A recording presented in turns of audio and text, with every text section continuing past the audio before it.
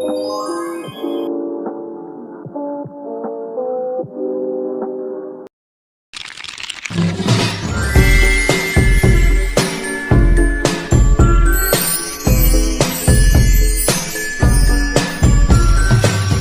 jantung merupakan keadaan di mana jantung tidak lagi memompa darah dalam jumlah yang memadai ke jaringan untuk memenuhi kebutuhan metabolisme tubuh atau forward failure, atau kemampuan tersebut hanya dapat terjadi dengan tekanan pengisian jantung yang tinggi, backward failure, atau dapat pula keduanya.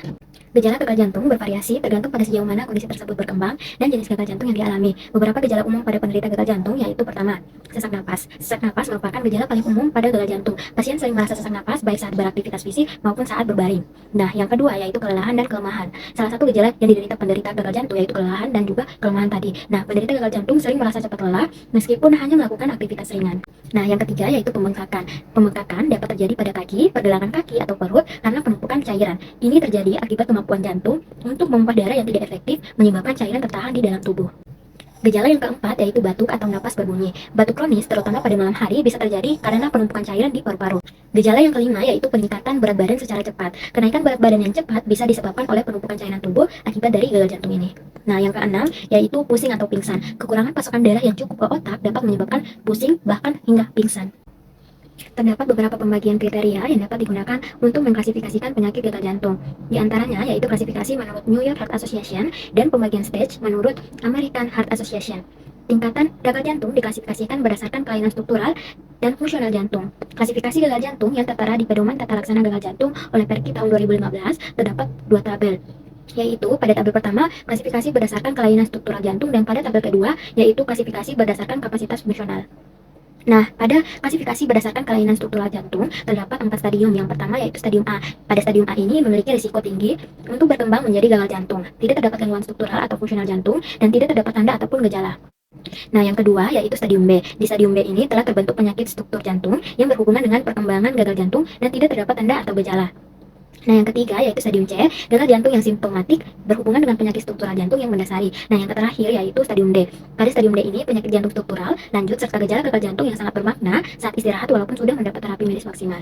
Pada tabel kedua yaitu klasifikasi berdasarkan kapasitas fungsional terdapat 4 kelas. Yang pertama kelas 1. Nah, kelas 1 ini tidak terdapat batasan dalam melakukan aktivitas fisik. Aktivitas fisik sehari-hari tidak menimbulkan kelelahan, palpitasi ataupun sesak nafas. Dan kelas kedua yaitu terdapat batasan aktivitas ringan, tidak terdapat keluhan saat istirahat namun aktivitas fisik sehari-hari menimbulkan kelelahan, palpitasi atau sesak nafas. Kelas 3 yaitu terdapat batasan aktivitas bermakna, tidak terdapat keluhan saat istirahat tetapi aktivitas fisik ringan menyebabkan kelelahan, palpitasi atau sesak nafas. Nah, pada kelas terakhir yaitu kelas 4, tidak dapat melakukan aktivitas fisik tanpa keluhan, terdapat gejala saat istirahat, keluhan meningkat saat melakukan aktivitas. Gagal jantung dimulai dengan kerusakan pada miokardium yang mengurangi kemampuan jantung untuk memompa darah secara efektif, menurunkan curah jantung, dan memicu respon kompensasi tubuh. Nah, pada kondisi ini, tubuh berusaha untuk mempertahankan aliran darah yang adekuat melalui peningkatan aktivitas saraf simpatis dan aktivitas saraf hormonal seperti renin angiotensin aldosteron atau RAS yang dapat meningkatkan detak jantung, kontraktilitas, dan vasokonstriksi pembuluh darah. Meskipun respon ini bertujuan untuk memperbaiki aliran darah, peningkatan afterload dan beban dari miokardium ini akan menurunkan efisiensi jantung, memperburuk fraksi ejeksi dan curah jantung. Selain itu, pengaktifan berlebihan dari reseptor adrenergik dan produksi dari angiotensin 2 dapat menyebabkan kebocoran kalsium dari retikulum sarkoplasma yang memicu aritmia dan meningkatkan risiko kerusakan lebih lanjut pada miokardium. Mekanisme kompensatorik ini melibatkan peningkatan dari aktivitas simpatis, retensi natrium dan air oleh ginjal melalui RAS tadi, serta hipertrofi ventrikel yang awalnya membantu tubuh dalam mempertahankan fungsi jantung. Namun, jika dibiarkan berlanjut, mekanisme kompensasi ini justru akan menambah beban pada miokardium, memperburuk gagal jantung dan mempercepat perburukan kondisi pasien. Selanjutnya yaitu terapi non-farmakologi, di mana terapi non-farmakologi ini pada penderita gagal jantung berbentuk manajemen perawatan diri atau manajemen perawatan mandiri, di mana manajemen perawatan mandiri ini diartikan sebagai tindakan-tindakan yang bertujuan untuk menjaga stabilitas fisik serta menghindari perilaku yang dapat memperburuk kondisi serta mendeteksi gejala awal perburukan dari gagal jantung sendiri. Kemudian perawatan mandiri atau manajemen perawatan mandiri ini berupa penerapan berobat atau rutin berobat dan juga konsultasi kepada dokter, kemudian pemantauan terhadap berat badan pasien serta pemantauan terhadap asupan cairan karena gagal jantung sendiri identik dengan penumpukan cairan atau edema. Nah, selanjutnya itu pengurangan berat badan atau stadium C ini, kemudian pemantauan asupan nutrisi serta latihan fisik. Nah, terapi non-farmakologi ini juga dapat dilakukan dengan restriksi garam atau penurunan berat badan dan juga diet rendah terhadap garam dan juga rendah kolesterol. Selanjutnya di luar itu kepada penyakit orang yang terkena penyakit gagal jantung disarankan untuk tidak merokok dan juga melakukan olahraga yang rutin. Kemudian terapi non-farmakologi sendiri bertujuan untuk meningkatkan kualitas hidup, memperlambat progres dari penyakit gagal jantung itu sendiri dan meredakan gejala melalui pendekatan berikut. Yang pertama yaitu edukasi kepada pasien dan juga memberikan dukungan kepada pasien dari keluarga maupun teman-teman yang lain. Nah, kemudian edukasi tentang gagal jantung, tanda perburukan dan juga kepatuhan terhadap pengobatan. serta di atas saya sudah membahas tentang garam atau retrifikasi garam, di mana diet terhadap garam itu sendiri, kemudian aktivitas fisik atau olahraga, dan juga pemantauan serta monitoring kepada pasien itu terhadap gejalanya, sehingga membantu pasien dan keluarga itu mengelola kondisi dengan baik. Nah, kemudian dukungan emosional dari keluarga itu juga cukup penting kepada pasien, karena bisa membuat pasien tersebut merasa termotivasi dan hal-hal baik akan mengikuti pasien tersebut. Kemudian selanjutnya itu pembatasan natrium atau garam. Asupan natrium itu dibatasi hingga kurang dari 2000 mg per hari untuk mengurangi retensi cairan, mengontrol tekanan darah, dan juga mencegah gejala seperti edema dan juga sesak napas, serta hindari makan makanan yang olahan dan juga pilih bahan yang segar. Selanjutnya itu ketiga, aktivitas fisik atau olahraga. Di sini tidak perlu yang olahraga yang berat-berat seperti gym, tidak perlu hanya latihan dengan misalnya kayak jalan kaki atau bersepeda, serta jogging atau lari-lari kecil. Kemudian hal ini dilakukan secara teratur dan bertahap sesuai dengan kondisi pasien untuk meningkatkan kapasitas dari fungsionalnya. Setelah itu menguatkan kekuatan otot dari pasien serta memperbaiki kualitas hidup pasien. Latihan ini juga harus diawasi oleh tenaga medis agar tetap aman. Kemudian selanjutnya manajemen berat badan. Manajemen berat badan di mana kita harus memantau berat badan harian dari pasien gagal jantung ini, sehingga membantu mendeteksi retensi cairan atau malnutrisi kekurangan nutrisi ini. Kemudian kenaikan berat badan yang lebih dari sama dengan 2 kg dalam sehari harus segera dilaporkan. Kemudian pembatasan cairan pada edukasi pada manajemen perawatan mandiri itu sudah saya sebutkan mengenai pembatasan cairan, sehingga tidak terjadinya edema atau penumpukan cairan dalam tubuh pasien. Kemudian selanjutnya itu terapi farmakologi. Nah, terapi farmakologi ini otomatis kita akan berkaitan dengan obat-obat yang akan diberikan kepada pasien gagal jantung. Nah, terapi farmakologi ini bertujuan untuk mengatasi gejala akibat dari penyakit gagal jantung itu sendiri. Contohnya kongesti dan juga mengurangi respon kompensasi. Salah satu mekanisme respon kompensasi digambarkan dengan model neurohormonal, di mana adanya aktivasi dari neurohormonal akibat norepinefrin, angiotensin 2, aldosteron, vasopressin, dan juga beberapa jenis sitokin yang menimbulkan respon kompensasi yang memperburuk kondisi dari pasien gagal jantung. Nah, oleh sebab itu pengobatan pada pasien gagal jantung itu biasanya memiliki mekanisme yang berkaitan dengan aktivitas neurohormonal atau berkaitan dengan hormon. Nah, kemudian selain untuk mengurangi gejala, terapi non farmakologis juga digunakan untuk memperlambat serta memperburuk dari kondisi jantung pasien dan mengatasi terjadinya kejadian akut akibat respon kompensasi tersebut. Dan juga hal ini memperbaiki kualitas hidup dari pasien gagal jantung. Nah, di sini ada bagan bagan pelaksanaan untuk terapi farmakologi, yaitu pertama itu ada obat ACE inhibitor, kemudian ACE inhibitor atau angiotensin ket enzim, kemudian beta blocker, dan juga diuretik serta ARB dan lain-lain. Selanjutnya saya akan menjelaskan mengenai bagan dari penata laksanaan pengobatan gagal jantung. Nah, pada tahap A ini dilakukan kontrol faktor risiko CF. Nah, jika pasien ini merokok, maka harus didorong untuk menghentikan merokok. Nah, jika pasien ini hipertensi, diabetes, ataupun hiperlipidemia, maka dilakukan sesuai dengan pedoman saat ini. Nah, jika pasien memiliki penyakit pembuluh darah aterosklerotik, koroner, cerebral, ataupun perifer, diabetes atau hipertensi, dan faktor risiko kardiovaskuler lainnya, maka diminum ACE inhibitor. Nah, pada tahap B ini semua perawatan di bawah tahap A. Jika pasien ini mengalami ataupun memiliki riwayat disfungsi sistolik ventrikel kiri asimptomatik, maka memulai dan menitrasinya dengan ACE inhibitor dan beta blocker. Lanjut pada tahap C ini dimulai dengan titrasi dan terapi ACE inhibitor dan beta blocker dan ditambahkan dengan digoxin. Nah, jika pasien ini memiliki kelebihan volume, maka dimulai dengan pemberian diuretik dan menyesuaikan dosisnya. Jika gejalanya membaik, maka pasien itu hanya cukup dimonitor saja. Nah, dan kemungkinan akan ada penambahan spironolaktan jika dibutuhkan. Nah, jika gejalanya tidak membaik, maka ditambahkan spironolaktan ataupun angiotensin reseptor blocker dan pertimbangan rawat inap jika gejala sangat berat. Jika pasien ini mengalami kelebihan volume dan masih berlanjut, maka gunakan diuretik agresif.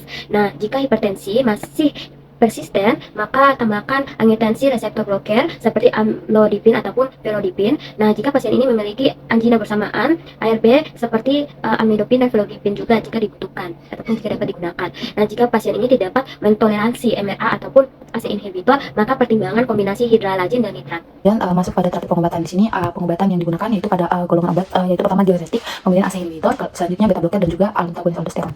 Pada diuretik sendiri itu terdapat 3 golongan obat lagi, yaitu yang kami ambil yaitu tiazid, luk, dan juga hemat kalium. Di mana untuk contoh obat dari golongan diuretik tiazid yaitu hidroklorotiazid dan juga indapamid serta metolazon. Kemudian luk di sini yaitu ada furosemid dan bumetanida. Kemudian hemat kalium yaitu anilorida dan juga triamterol.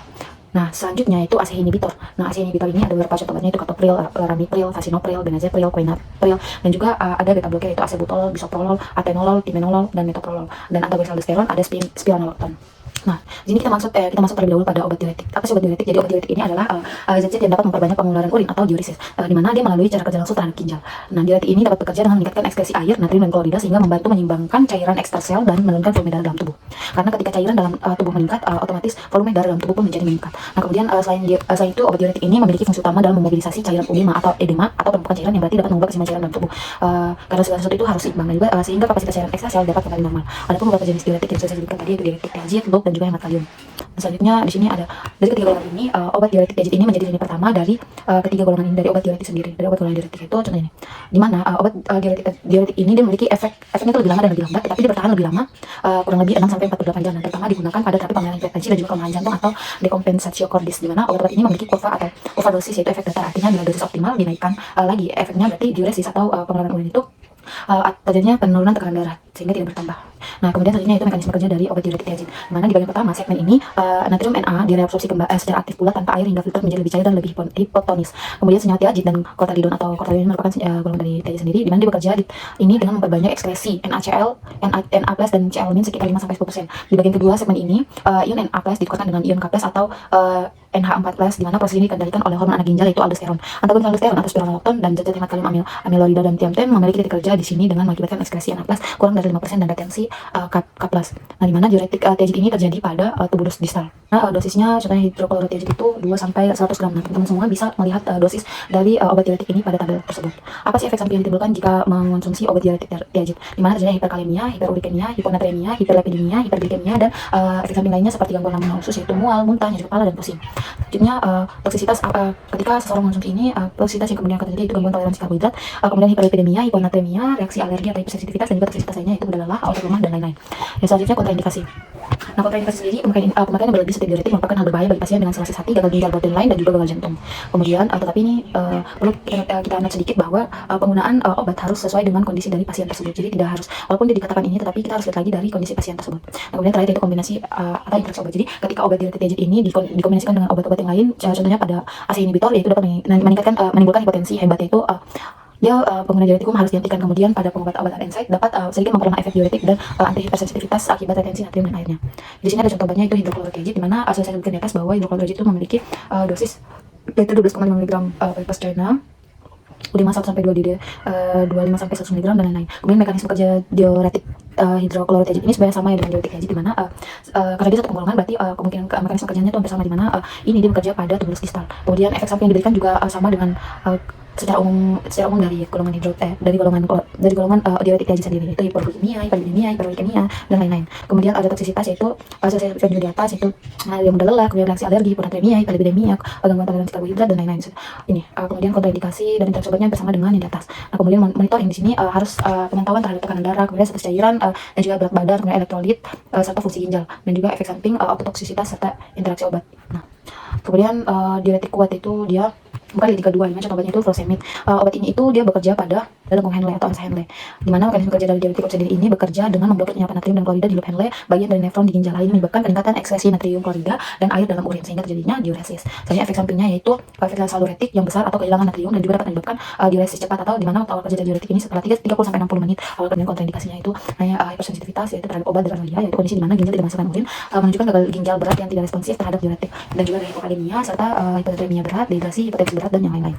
Kemudian ada interaksi obat. Nah, ini juga interaksi obat yang paling utama adalah preparat digitalis, di mana ketika pasien itu memakai dioksin dengan diuretik kuat biasanya terjadi keracunan digitalis. Nah, klien ini atau pasien ini dia memerlukan kalium tambahan melalui makanan ataupun obat.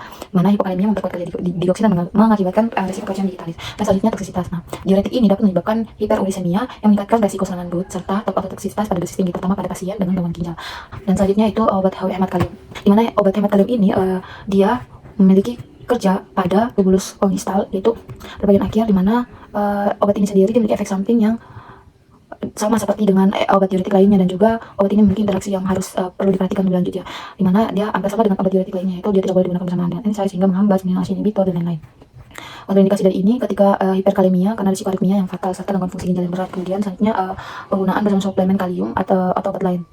Nah, kemudian toksisitas spironolakton ini dapat menyebabkan efek samping endokrin seperti ginekomestia, nyeri payudara, dan gangguan menstruasi. Dan selanjutnya itu obat ACE inhibitor. Nah, obat dari ACE inhibitor ini adalah obat-obat yang menjadi lini kedua ya sebelum beta blocker, di mana dia mengurangi resistensi perifer dan karenanya mengurangi afterload. Nah, kemudian mereka juga mengurangi retensi garam dan air dengan mengurangi sekresi aldosteron, dan melalui ini mengurangi preload. Kemudian berkurangnya kadar angiotensin. Selanjutnya di sini ada beberapa contoh obat yaitu kapropil, enalapril, lisinopril, dan lain-lain. Di mana dia memiliki mekanisme kerja yaitu dia menghambat kerja dengan mengurangi produksi dari angiotensin 2. Juga di sini ada efek samping. Nah, pada pasien yang gagal jantung ASI inhibitor dapat menyebabkan beberapa efek samping. Ya, meskipun manfaatnya jauh lebih besar, tetapi efek sampingnya pun ada, di mana hipertensi atau tekanan darah rendah. Kemudian hal ini terjadi terutama pada dosis awal sehingga dapat memperburuk gejala awal. Kemudian hiperkalemia, kadar kalium dalam darah itu kadar kalium dalam tubuh itu tinggi, dan juga terjadi penghambatan aldosteron. Nah, gangguan irama jantung dan juga lain-lain. Kontraindikasi dari penggunaan ASI inhibitor ini disarankan pada pasien yang memiliki gangguan reaksi alergi yang parah seperti angioedema terkait penggunaan ASI inhibitor sebelumnya. Obat ini berkontraindikasi pada pasien stenosis arteri ginjal bilateral atau satu ginjal tunggal karena dapat memperburuk fungsi ginjal, di mana ASI inhibitor ini sebaiknya diberikan pada pasien dengan hiperkalemia berat dan ada lain-lain. Kemudian toksisitas, jadi ketika teman-teman semua itu mengonsumsi ASI inhibitor lebih daripada pilnya, ada beberapa efek terjadi, efek samping terjadi, yaitu hipertensi berat, kemudian hiperkalemia, gangguan fungsi ginjal, dan juga lain-lain. Selanjutnya untuk obat interaksi obat ini sendiri, dia itu tidak boleh dilakukan bersamaan atau digunakan bersamaan dengan obat NSAID, yaitu karena dia dapat mengurangi efek dari ASI inhibitor sendiri, sama dengan seperti diuretik. Kemudian tidak boleh digunakan dengan obat-obatan yang dapat mengurangi fungsi ginjal seperti imunosupresan atau diuretik tiazid dan lain-lain. Baik, di sini saya akan melanjutkan pada golongan obat beta blocker. Obat ini diserap baik secara oral meskipun memiliki bioavailabilitas yang bervariasi seperti metoprolol yang lebih rendah akibat metabolisme pertama. Nah, beta blocker ini didistribusikan luas ke jaringan tubuh dan dimetabolisme di hati melalui enzim CYP450. Waktu paru obat ini berbeda dengan beberapa seperti obat metoprolol, ini lebih pendek dan carvedilol lebih panjang. Kemudian mekanisme kerja dari obat ini terhadap golongan beta blocker sendiri. Nah, pada pasien gagal jantung bekerja dengan menghambat efek stimulan dari sistem saraf simpatis, khususnya melalui pengikatan pada reseptor beta 1 adrenergik di jantung. Obat ini mengurangi denyut jantung, kontraktilitas miokardium, dan kebutuhan oksigen jantung yang membantu mengurangi beban kerja jantung. Selain itu, beta blocker ini meningkatkan fungsi ventrikel kiri, mengurangi remodeling jantung, dan menurunkan aktivitas sistem renin angiotensin aldosteron yang berkontribusi pada pengurangan retensi cairan dan tekanan darah. Nah, contoh obat lini pertama pada golongan beta blocker sendiri ini ada obat bisoprolol dengan dosis awalnya yaitu 1,25 mg untuk 1 kali sehari, dan dosis targetnya yaitu 10 mg untuk 1 kali sehari. Kemudian yang kedua ada obat carvedilol dengan dosis awalnya yaitu 3,125 mg untuk 2 kali sehari, dan dosis targetnya yaitu 25,50 mg untuk 2 kali sehari. Kemudian yang ketiga yaitu ada obat metoprolol dengan dosis awalnya yaitu 12,5 atau 25 mg untuk 1 kali sehari, dan dosis targetnya yaitu 200 mg untuk 1 kali sehari.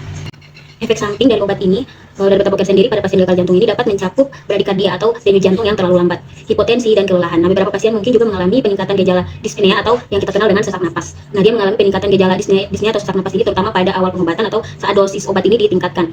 Nah, beta blocker ini juga dapat menyebabkan gangguan fungsi seksual, depresi, dan gangguan tidur pada beberapa pasien terutama yang memiliki riwayat asma atau penyakit paru obstruktif kronik atau disingkat dengan PPOK. Nah, beta blocker non selektif dapat memperburuk bronkospasmi. Kemudian interaksi obatnya, penggunaan ini bersamaan dengan obat anti hipertensi lain seperti diuretik atau ACE inhibitor. Nah, dapat meningkatkan risiko hipotensi interaksi dengan obat yang memperlambat konduksi jantung seperti verapamil atau dithiazem atau kalsium channel blocker. Nah, dapat memperburuk bradikardia atau gangguan konduksi jantung. Selain itu, penggunaan bersama dengan obat antiaritmia seperti amiodaron dapat meningkatkan risiko bradikardia atau gangguan irama jantung lainnya. Nah, beta blocker juga dapat mempengaruhi metabolisme obat-obat tertentu yang dimetabolisme di hati melalui enzim CYP450.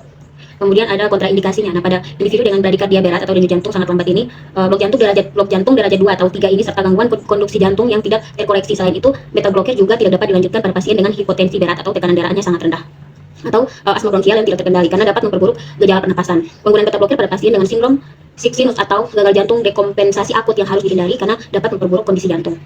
Kemudian toksisitas dari golongan beta blocker sendiri ini pada pasien gagal jantung umumnya terkait dengan bradikardia berat atau hipotensi dan gangguan konduksi jantung yang dapat menyebabkan penurunan aliran darah ke organ vital. Overdosis beta blocker dapat memperburuk gejala gagal jantung yang menyebabkan penurunan kontraktilitas jantung dan meningkatkan risiko shock kardiogenik.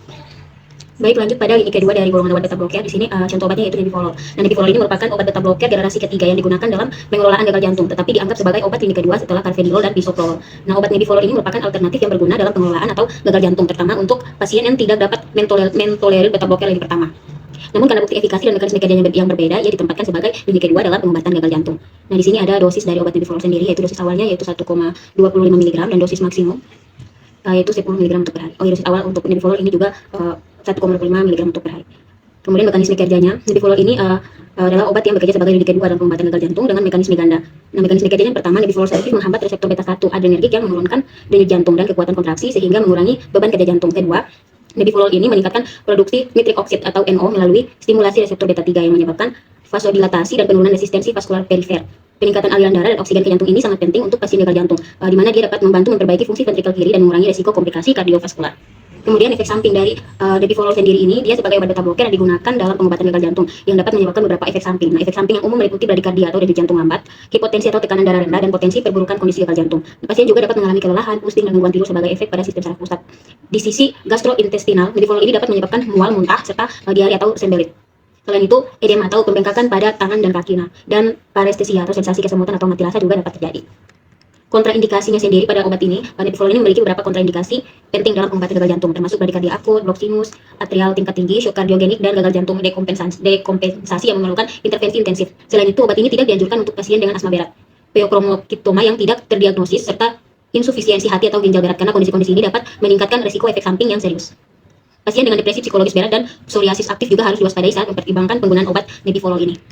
Kemudian interaksi obat pada Debivolol ini, obat Debivolol ini dapat berinteraksi dengan berbagai obat yang dapat mempengaruhi efektivitas dan keamanan penggunaannya. Interaksi yang signifikan termasuk peningkatan kadar Debivolol saat digunakan bersamaan dengan inhibitor CYP2D6 kuat seperti paroxetin dan fluoxetine yang dapat meningkatkan risiko bradikardia dan hipotensi. Nah, kombinasi dengan obat antiaritmia seperti amiodaron atau disopiramid dapat menyebabkan gangguan konduksi jantung. Sedangkan penggunaan bersama dengan non-ditropyridine calcium channel blocker atau dikenal dengan CCB seperti dithiazem dan verapamil ini dapat memperburuk efek pada konduksi atrioventrikular. Selain itu, agen catecholamine depleting seperti reserpin dapat memperburuk efek hipotensi.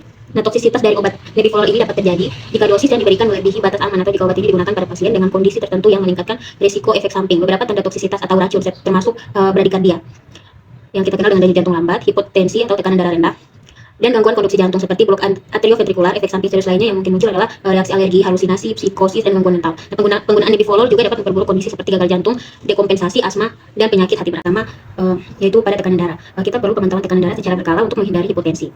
Kemudian yang kedua yaitu denyut jantung, monitoring denyut jantung untuk mendeteksi bradikardia atau perubahan signifikan lainnya.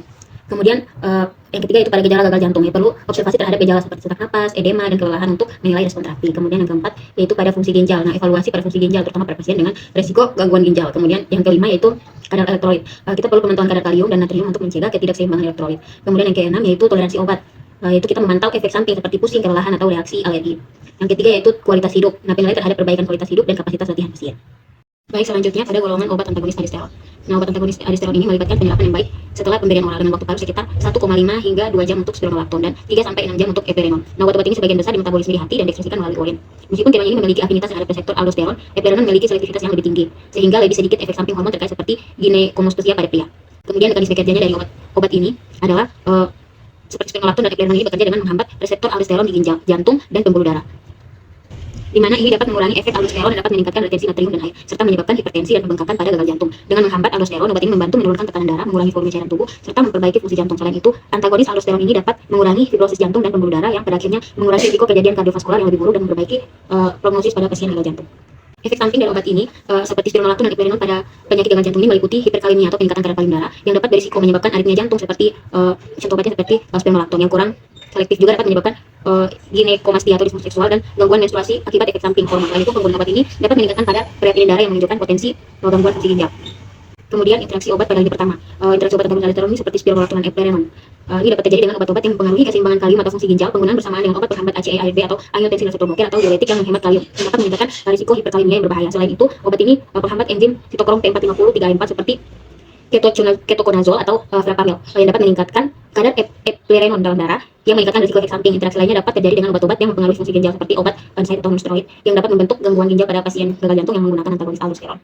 Kontraindikasi sendiri dari obat ini pada penyakit gagal jantung mencakup pasien dengan hiperkalemia atau kadar kalium darah tinggi atau gangguan fungsi ginjal berat, misalnya insufisiensi ginjal akut atau GFR kurang dari 30 ml per menit.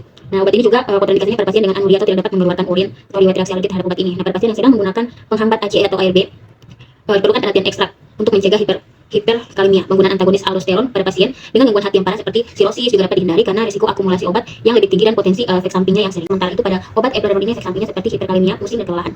Pemantauan kadar kalium dan fungsi ginjal ini sangat penting untuk menghindari komplikasi serius akibat penggunaan obat-obatan tersebut. Nah, selanjutnya kontraindikasi dari obat ini sendiri yaitu pada penggunaan amiloid, kalium, kandenoid, dan eplerenone dalam pengolahan gagal jantung ini mencakup hiperkalemia, anuria, dan riwayat alergi terhadap obat-obatan tersebut. Nah, amiloid ini harus dihindari pada pasien dengan insufisiensi ginjal akut atau kronis dan gangguan adrenal, sedangkan kalium kandenoid tidak dianjurkan untuk pasien dengan gangguan fungsi ginjal atau adrenal. Nah, eplerenone juga tidak boleh digunakan pada pasien dengan hiperkalemia atau anuria, dan perhatian ekstra diperlukan pada individu dengan gangguan ginjal. Pengawasan ketat sangat penting untuk mencegah komplikasi serius akibat penggunaan obat-obatan ini. Kemudian interaksi obatnya pada amiloid, kalium kandenoa, dan eplerenol dalam pengelolaan gagal jantung ini harus diperhatikan untuk mencegah efek samping serius. Nah, amiloid dapat meningkatkan risiko hiperkalemia jika digunakan bersamaan dengan diuretik hemat kalium lain seperti suplemen kalium, ACE inhibitor, atau antagonis reseptor angiotensin 2. Kalium kandenoa juga berisiko menyebabkan hiperkalemia jika dikombinasikan dengan obat yang mempengaruhi kadar kalium.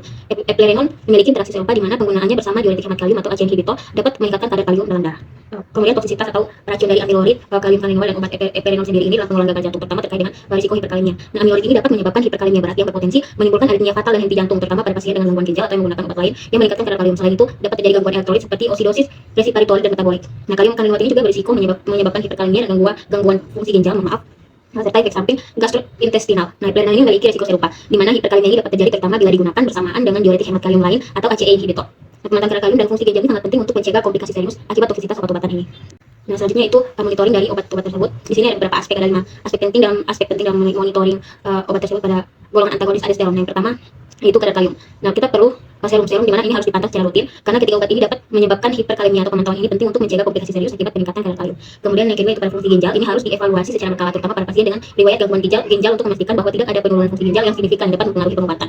Yang ketiga yaitu tanda dan gejala efek samping seperti pusing, sakit kepala, atau reaksi alergi dengan pasien. Ini diinformasikan untuk melaporkan setiap perubahan kondisi yang dirasakan. Kemudian keempat yaitu respon terapi, ini harus dievaluasi dengan mengamati pengurangan gejala gagal jantung seperti sesak napas dan edema serta pengukuran tekanan darah untuk menilai respon terhadap pengobatan. Yang kelima yaitu interaksi obat. Nah, perhatian terhadap interaksi obat sangat penting terutama dengan diuretik lain atau obat antihipertensi yang dapat meningkatkan risiko hiperkalemia atau efek samping lainnya. Monitoring yang cermat ini bertujuan untuk memastikan penggunaan amiloid, kalium kandenoa, dan eplerenol yang aman dan efektif dalam pengelolaan gagal jantung.